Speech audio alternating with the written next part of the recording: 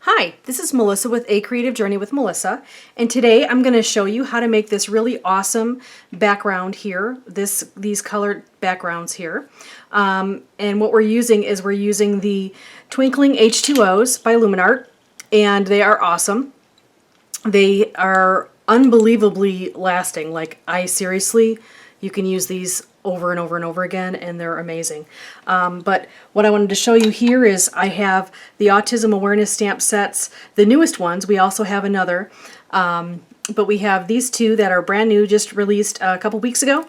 And in honor of Autism Awareness Month, which is April, if you weren't aware, I thought it'd be great to make a really cool background. I had done a creation last year, and a few people had asked me what I had done, so I wanted to do it, and I had to get the supplies in order to make sure that they were available. So I do have the Twinkling H20 little palettes, I call them. If you are interested, I will have a link on the blog so that you can purchase them on our website. At any rate, so we also have the stamp sets, and I think that you are going to love this super, super cool and easy background technique. There's a number of things you can do with these Twinkling H20s, and I think that you'll love it. So let's move on, and I will get started. So right here, we're going to put the stamp sets away. I'm going to give you a really quick close-up of the creation that I made here. This is one of the creations I made, and as you can see, it says "See Autism with Your Heart," and then we also have this here. This says "Celebrate Your Awesomeness" for Autism Awareness, and this is the cute little card I made with that. Okay, so we're going to set those aside. I'm not going to be creating a card today. I'm just going to be showing you how to use these and different techniques that you can use with these cool Twinkling H20s. They are super duper simple and very affordable, and also they last forever. They're really, really long lasting. So what I'm going to show you here is these are a few that I had made already. I just basically took some water, mixed it in, and I will show you how we do that in a minute. This here is just, I used watercolor paper, and as you can see, there's a little bit of a sheen on it. I love the way it looks. It's fantastic. It's really, it's nice and smooth, and it gives like a little sparkly sheen. Almost like it's not matte and it's not semi-gloss. Maybe eggshell would probably be a good example or good explanation of what it is. But anyway, I just love it. So that's that one. This one here, what I did is I did the same thing, used a paintbrush, and I painted on there, and then I just barely spritz a little bit of water, and that's how we got that water spot look. So there's a number of things you can do with it. And then here, what I did was I added a little bit of water, very little. And as you can see, it kind of started to thread out and spread out here and a little bit here. So they're kind of blending together. It's kind of neat. There's a lot of different things you can do, and I'm going to show you a few of them here. Okay, so I'm going to put these aside. What you need for this is you will need some watercolor paper. You can use regular paper. The only problem is it really tends to warp, get soppy, and doesn't really work that great. The watercolor paper did do a little bit of bending, as you can see here. I just basically went like this and put it back in shape, and it worked out pretty well. So no problem. All right. So you need your watercolor paper. I am, for the purposes of the tutorial, I'm using 3 different brushes because it's easier than trying to rinse them off and do all that kind of stuff. Of course, I need to have a paper towel because that is what I'm using for my wipe off mat. And we have our Luminart Twinkling H20s. The colors are, we have Sunburst, which is the yellow. This one is the Rich Cobalt. And then we have Poppy, I believe. Yes, and then we have Poppy, okay? These are the 3 colors that will be sold. So if you want to recreate this exact same thing, you can do that. Okay. This here I wanted to show you. When I received them, even though they work just the same, everything's the same, you can see right here in shipping, they came out and they've got like chunks in them. Okay. So basically it's the same exact product. It's just got a little bit of chunks in it instead of it flat. What I did was I used the new one, and I'll show you exactly what I did to that. I'm going to put the new one, this one aside. Okay, and all I did was I added some water, and those chunks are exactly what you saw in the other one. Okay, so I just added some water, and that's what you have. So you just end up adding a little water. You could use in the same exact way. Just in shipping, they got a little jostled and cracked. So this one here, this has been used a little bit, and as you can see, it ends up looking like that anyway. So it's really not, it's not damaged. It's just that it got a little bit cracked, but it won't affect how it looks, how it works, or your results. Okay, so we need this little water bottle. We need the watercolor paper, and of course we need our little, I can't remember what they call them. Palette.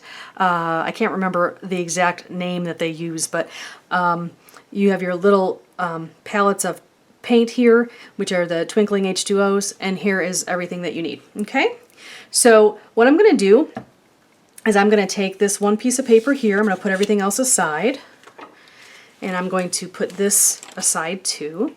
So the best way to use these is to add a little bit of water. Now this one already has a little bit of water already in it. I'm just going to use a really little bit of spritz, and I'll show you what I'm doing here. Just a little bit of spritz right there. Just a little bit. And then I do the same for the next one. You can see there's not a whole bunch of water in there, but there's enough. Okay, and then this one, I'm going to just add a little bit. We really don't need that much because it has probably more water than the other ones, but I'm going to add it anyway. So we have these three, and I obviously chose these colors because of Autism Awareness Month, and I thought it would be fitting for the colors for the creation. So what I'm going to do is I'm going to take this brush here and simply just put it in here. And you don't want it really watery, but you don't want it really super goopy either. There's, you know, you can get different consistencies and whatever you're comfortable with. So I like, let's see, what would be a good example? Like a acrylic paint. It's a little bit thick, but not super thick. So you can see here, it's not going to just drip off, but it's not goopy either. Okay. So I'm just going to have my protective mat right here, and I'm just going to make a few brush marks.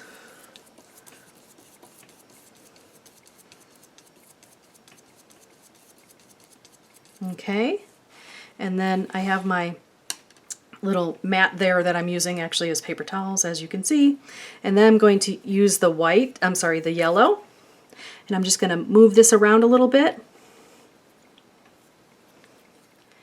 So I want to get some of this yellow here, and there's a beautiful glistening sheen to it, and it's all throughout. You don't have to worry about it not showing up in the whole thing. It will show up in the whole thing. It is just an amazing rich color. Okay, so we're going to do this. And as you can see, my little brush decides to shed today. Maybe it's spring shedding. Okay, I'm going to add a little bit more water. Very little. And I will mix this little puppy up a little bit more. So I'm going to mix it up a little bit. Okay, just to get a little bit more of the actual paint in there. Okay, and my brush is really shedding a lot. There is so much hair coming off. I apologize. It wasn't this bad before. So let's see here. Okay, so we're going to do this. Still shedding, can you tell? Okay, I'm going to get these little brush hairs off.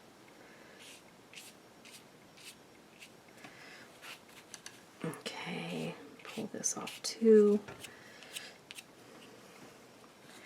A lot of brush hairs on this little bugger. Just going to pull them off, because if you do let the brush hairs dry in there, they may be difficult to pull off when it's dry because of the fact that there is a little bit of glisten to it. It almost keeps in or maintains its color and almost seals it. So you want to make sure that you don't do it too much, or else you're going to have a problem there. So let me add a little bit more water. I'm just going to get a little bit more of that paint on here, just in case I wiped any off while I was getting the hairs off. And here we go.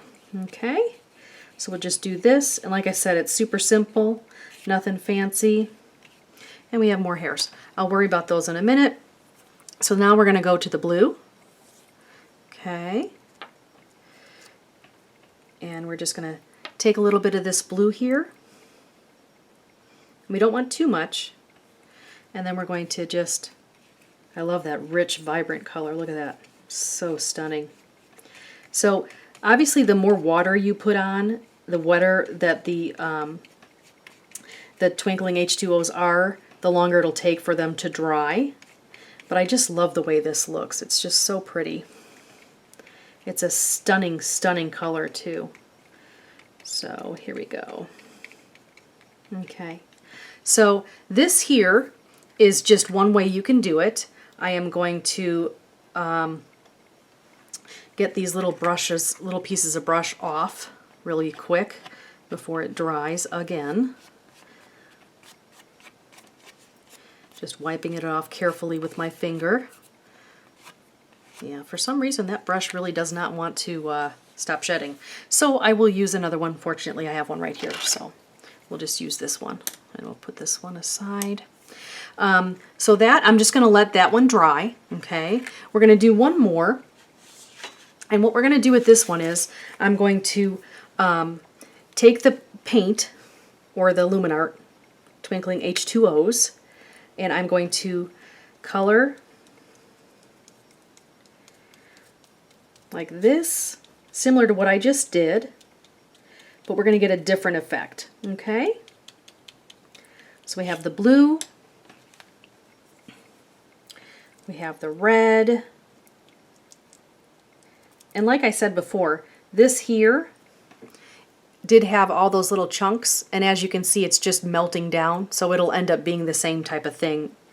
So if in fact you do order them and they are a little bit chipped up, don't worry, they're still very usable. There's no problem with it, and it doesn't affect its use, nor does it affect the results. It's really, it's just fine. It'll end up cracking up a little bit if you're trying to, sometimes there's some air bubbles, as you can see in the yellow one.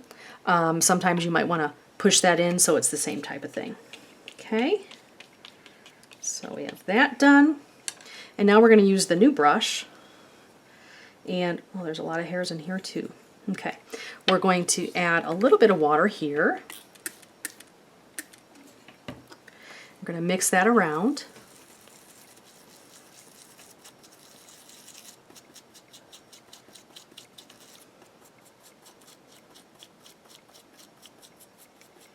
Okay, and I picked up a few of the extra hairs that were coming out, so that's good. At least it won't happen again. Okay, so we've got this. And now we're just going to use this here. Add a little bit of color.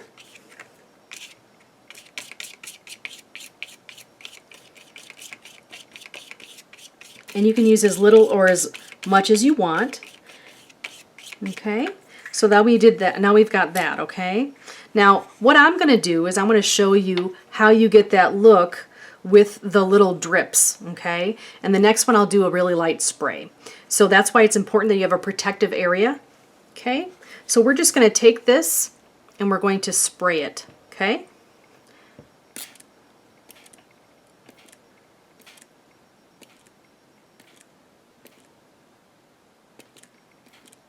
Now if you want it to drip down like this is, you're going to need to hold it upright like this.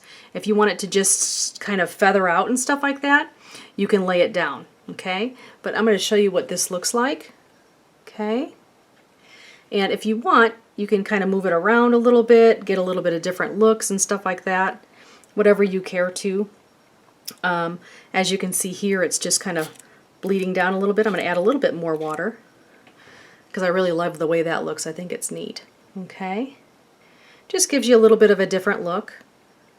All right, so I'm going to set this aside in a drying area so that I don't have to worry about it getting all over the place.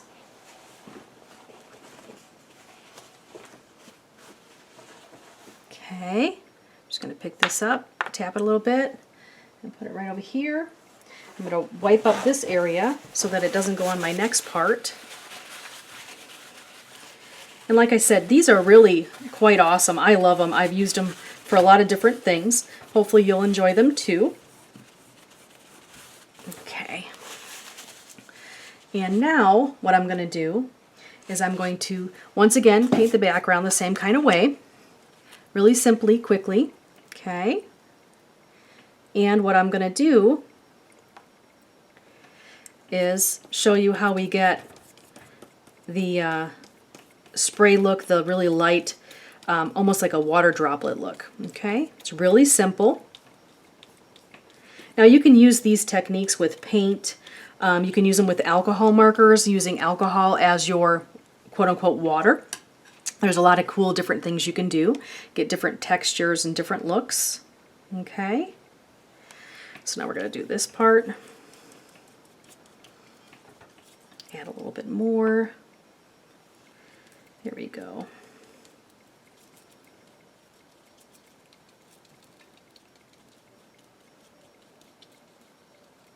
All right, and now we're going to do the yellow.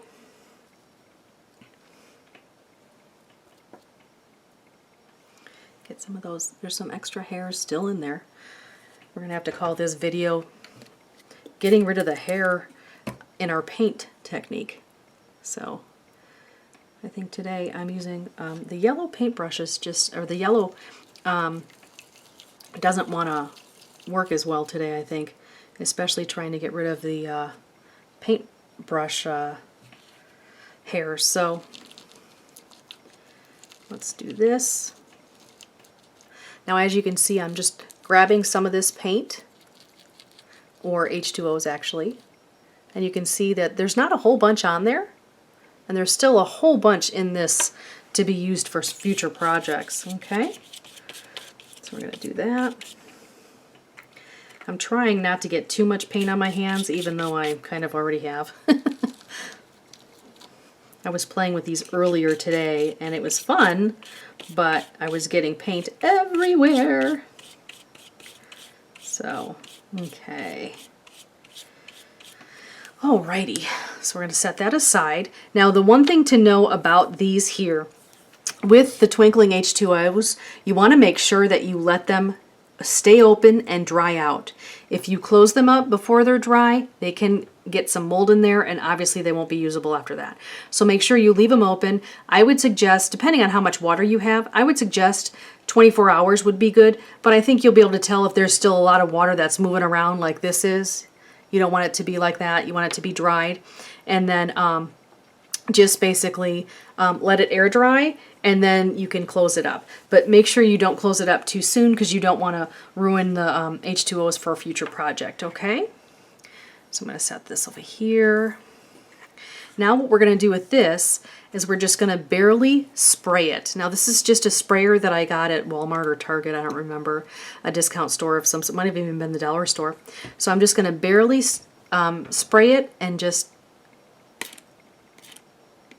as you can see, it's barely even misting. But I love the way it looks, and it looks cool. So now what I'm doing is I'm just going to let this dry like this. You can see the detail and how it's starting to come out, and the water is affecting the paint. I think the H2Os are really neat in how that works. Okay, so I really appreciate you joining us today.